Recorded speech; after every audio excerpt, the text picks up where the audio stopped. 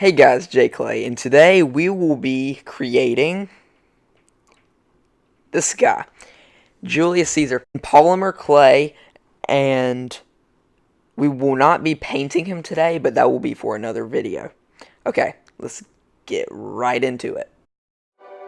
To begin with, I take a piece of aluminum wire, or any wire of the liking, and I surround it with aluminum foil to make this shape that can be seen here on the screen. And then I can begin covering it with clay. At this point in the model, we want a basic shape of what we want the end result to be, as in the sense that no detailing, nothing to do with detail, not at all. Because if you get into detail, it will slow you down, and all you want is basic shapes. And do not work with tools, work with your hands only for these basic shapes. Because once you get into tools, you start to slow down and get in depth, and you will spend much time that did not have to be spent if you used your hands.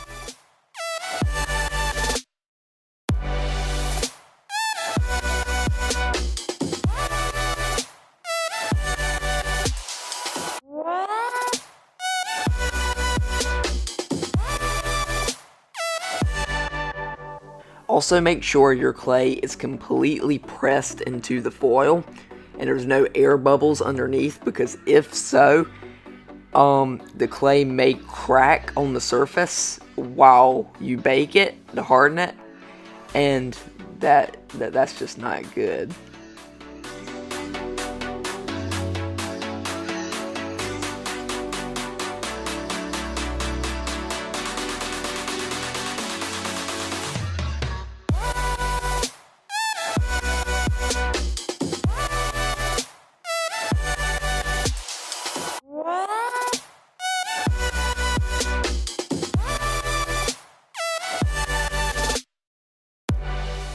And as you can see here, I am tearing off the top part of the aluminum foil structure to be able to form the shoulders and mount the neck and eventually form the head. A bit of the wire does stick out, and I'm not going to clip it because that's what's going to help hold the head to the neck.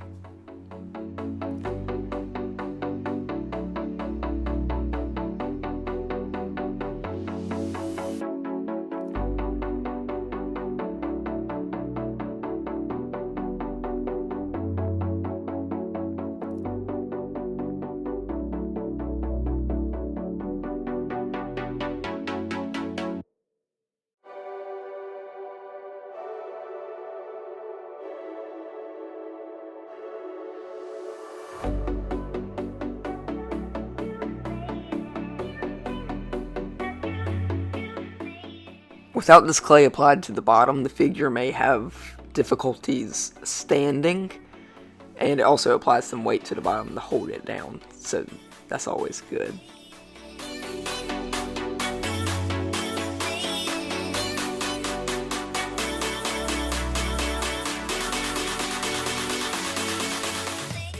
I am now making the shoulders more broad and male-like, and after that I will add the arms. Here comes the first arm, and I was not at first happy with how thin the top part of the arm was. It just looked very weak, and unrealistically weak though. Unrealistically thin, and that came to my conscience after I added the other arm. The other arm looked appealing.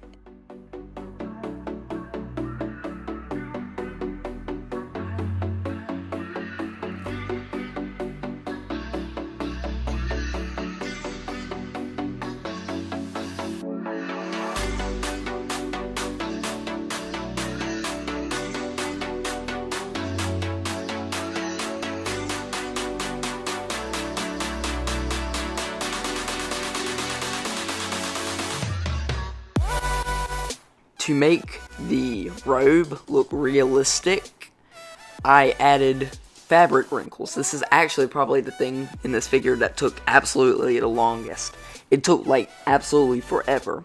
Well, that might be a hyperbole, but extremely lengthy process, but it was still fun.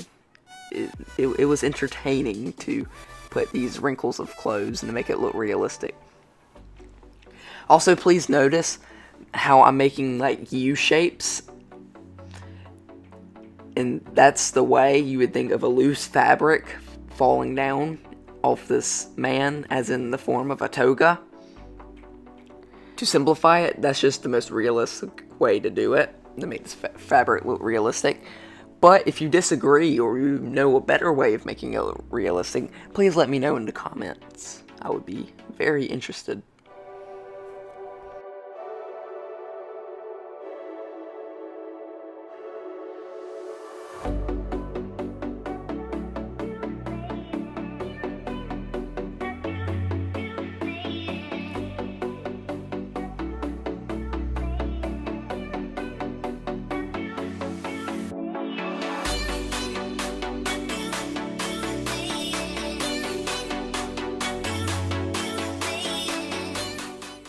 I mainly have to experiment with it and just find the places to put each snake of clay to form the fabric and just find a way it looks most realistic.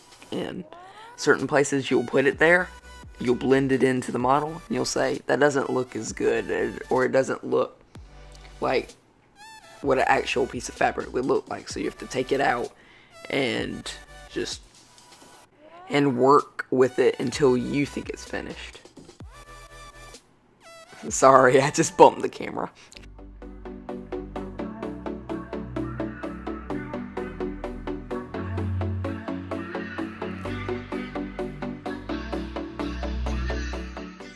Now I begin to blend a snake of clay around his neck to form the boundary line between the toga and his body, and I blend it to only one side. I only blend the snake of clay down, unlike the fabric where you blend it both sides to blend it into the clothes. I blended it down to show, or to appear, that there's separation between him and his clothing.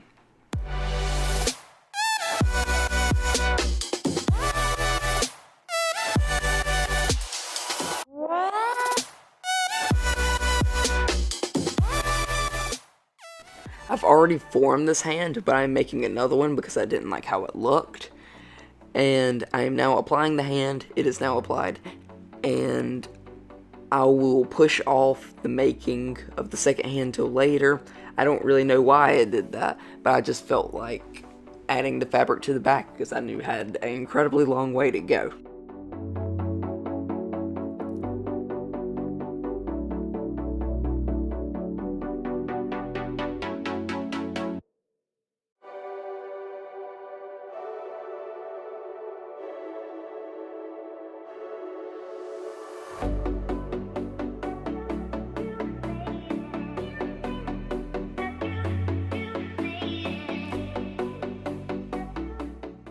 I don't know if there was any way I could have sped up this process, but it was like my first time doing it just like this.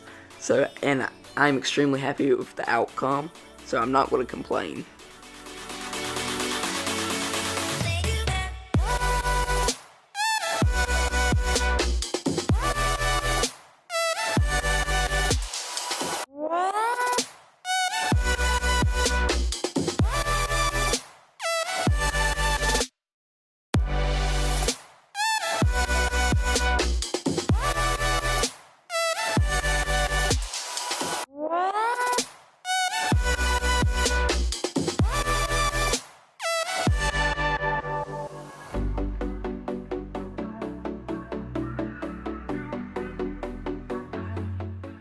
Almost done.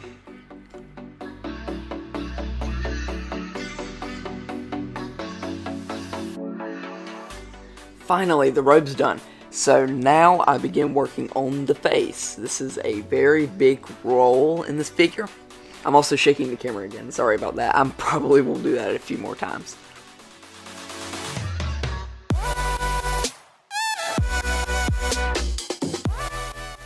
So I begin with the eyes, and then I add a nose that I later shape, and I add eyes with white clay that's already been colored, and add the eye color with the color of my choosing, and then pupils with black clay. I use Primo clay for this.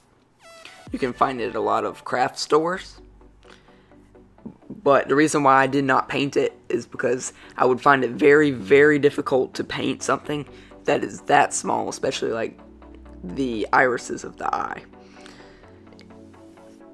So I result with using colored clay, and I will paint the rest in another video.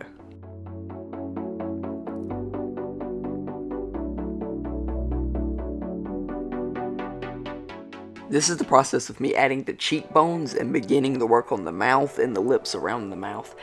At this point, I decided to make my character have a cartoonish style and to not look ultra realistic. I don't know, I grew attached to this character or character style, and by what I mean cartoon is I mean a figure with just exaggerated features. So I use features and exaggerate the features of the character to prove the point of what I think his personality was, or what I perceived it to be.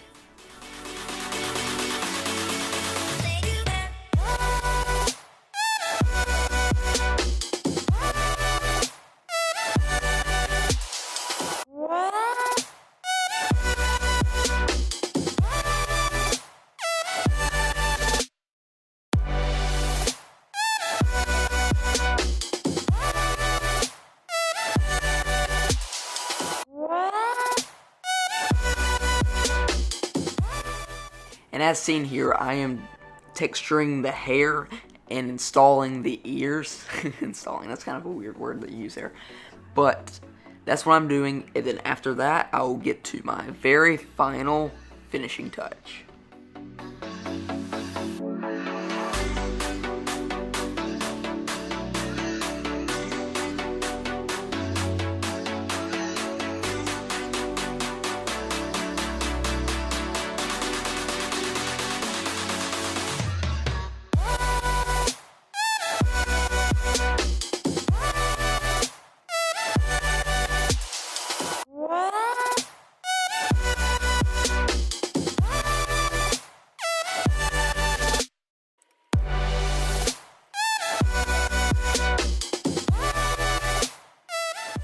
Now is the final touch, the crown of leaves that is often seen worn by Roman rulers, and most specifically, Julius Caesar himself.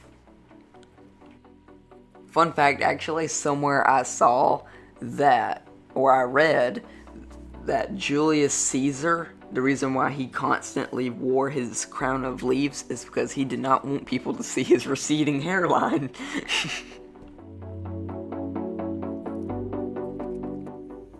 The time has come.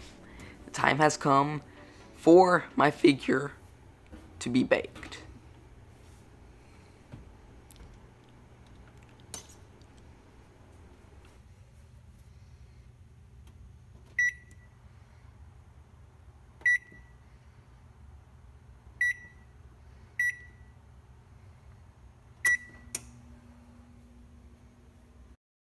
And this is it, the finished project. Thank you guys so much for watching, and watching all the way to the end of this video to see my finished product. And if hopefully you've gained some tips for your clay making through this, or you just wanted to observe how these were made. Thank you so much for watching. Leave a comment on what I should make next, and farewell.